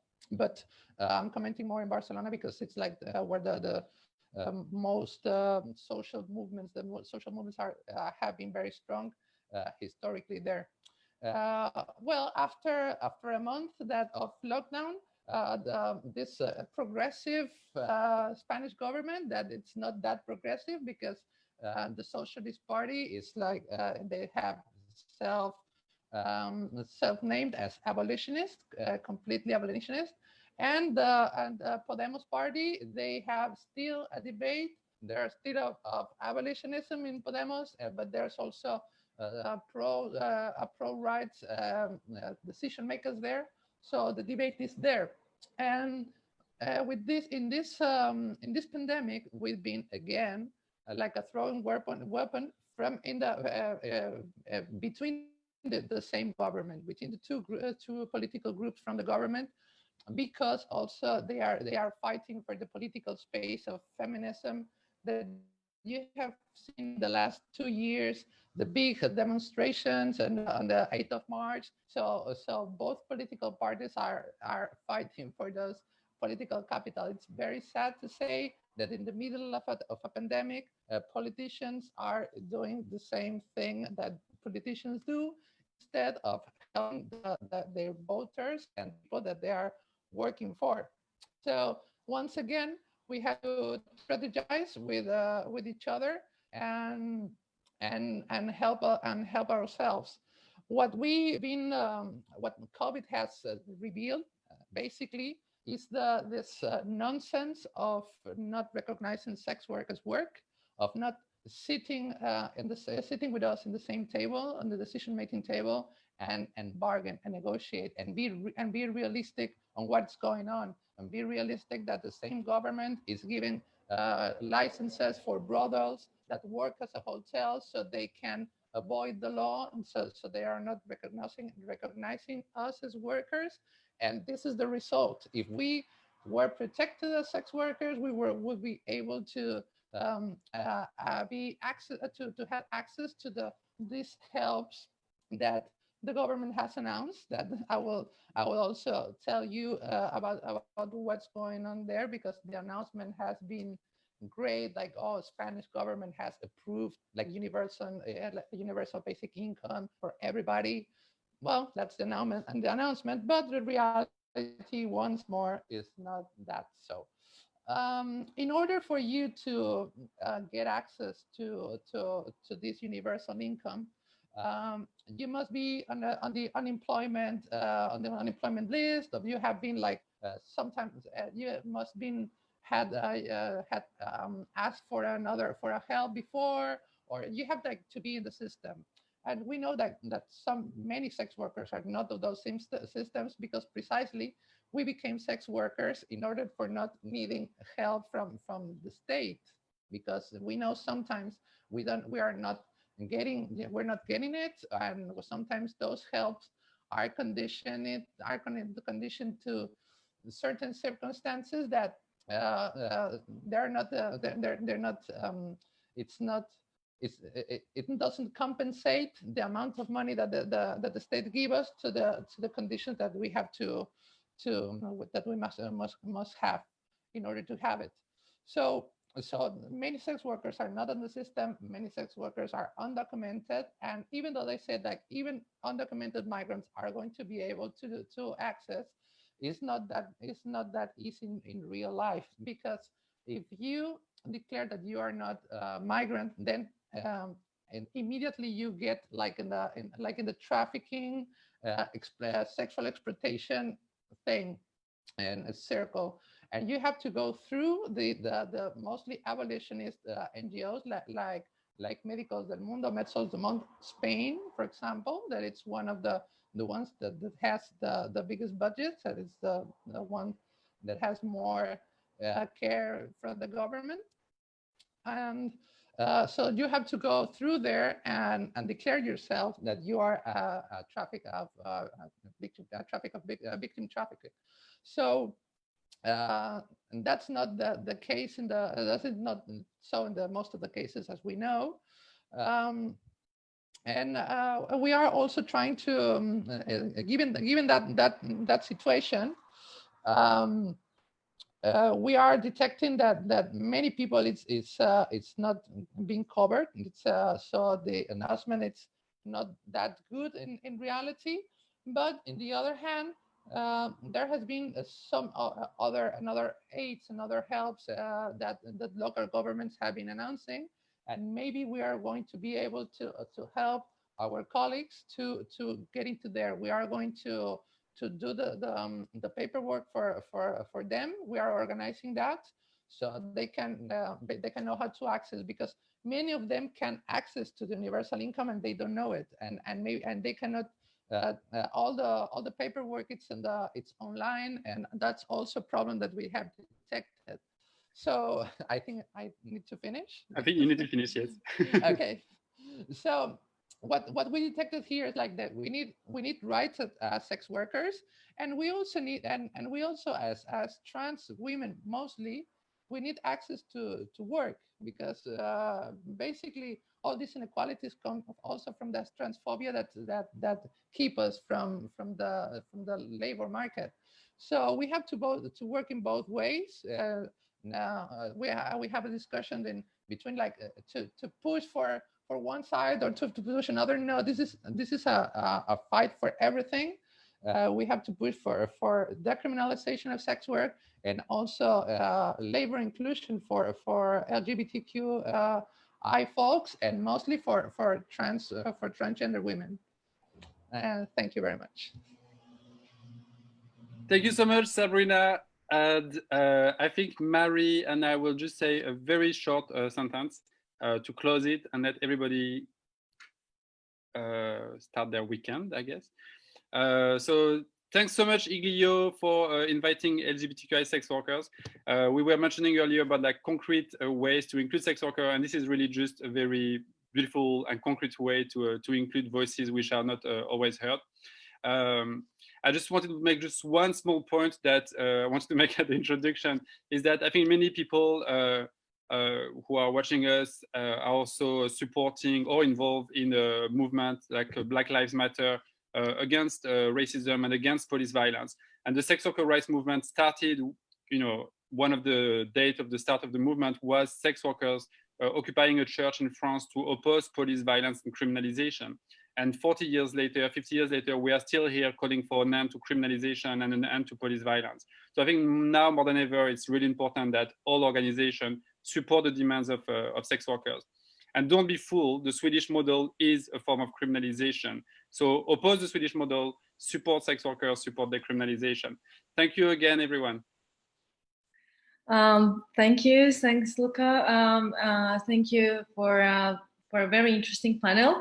I will speak for myself. It's been really, really informative and also very inspiring to see so many powerful panelists and activists and co-fighters, I would say so, who try to change the reality and who try to, be against those structures that try to discipline us in a very hierarchical way also. And that was really, really important. ICRSE will continue making sure that we avail ourselves and we give floor to our co-fighters, activists, so that we together make our voices sound louder. And I hope that we will find ways to get closer and work together and use all the available tools that we have. And yes, so everyone who also has some ideas on the topics, we will be very glad to hear that from you. Any suggestions that you want so that we include it into our future panels. So please contact us and not only for the panels, but just let's get together in very different ways and join our forces because we need to somehow dismantle the reality that we live in to make sure that the world and the system that we live in avails us somehow to live in dignity. So yes, that's all for now. Thank you again for everyone, for the panelists, for amazing panelists, and for everyone from ICRSE who made this panel possible. And that's been really great. And thanks for watching. And I'm really looking forward to our next panel discussions. Thank you. Thank you, everyone. Bye. Oops.